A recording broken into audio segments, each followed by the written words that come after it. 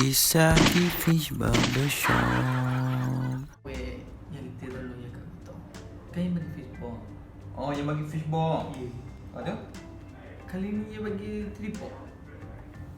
Bagi tripod tu. Berapa dia bagi tripod kita? Ya ke buat tanda agak kita tolong ni. Oh, daripada fishball atau bagi tripod tu. Meza.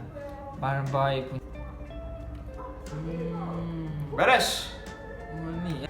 Yang penting semangat. Yang penting semangat. Tak ada benda ni bos ah. Kita bakar tu pun jadi semangat. Yang penting semangat. Daripada bakar benda tu Zah. Buat ni kau kena. Wih, mana ke? Wih.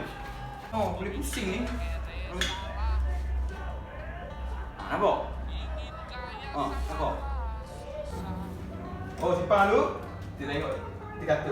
Oh, jadi monster. Rumah rapi. Gunung berapi. Rapi hari. Abang mak. Apa ni? Mak tempo. Simpan. Simpan. Hilang ni kau ni kira kau.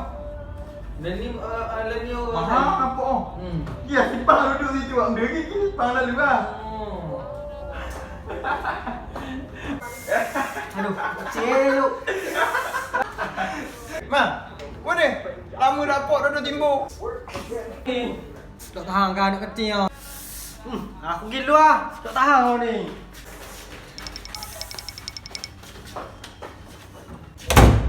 Ya, dah berapa minggu duduk kecil kau. Jadi kan.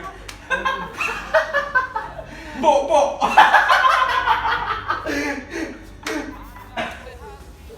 Wow.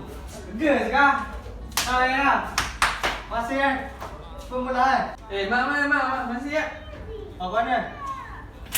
Mana pula? Mu masih ni dia tanda kau. Masih nak balik. Oh, boleh. Nak kecil tak tahan lah ni. Oh, lepak lu. Kita. Naik lu. Kita sibuk lah Renda. Kita dari Pika dia cakap. mana kah? Saya dekat sikit.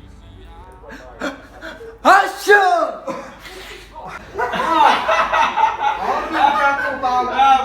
Mari kecil je.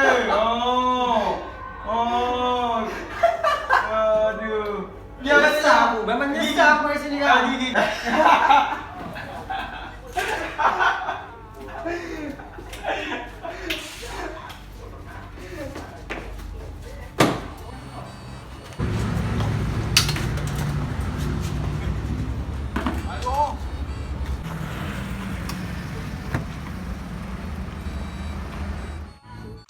Kisah di finch barbershop.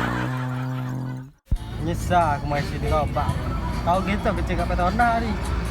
Main benda besar atas muka tu. Oh berat. Nanti let's go.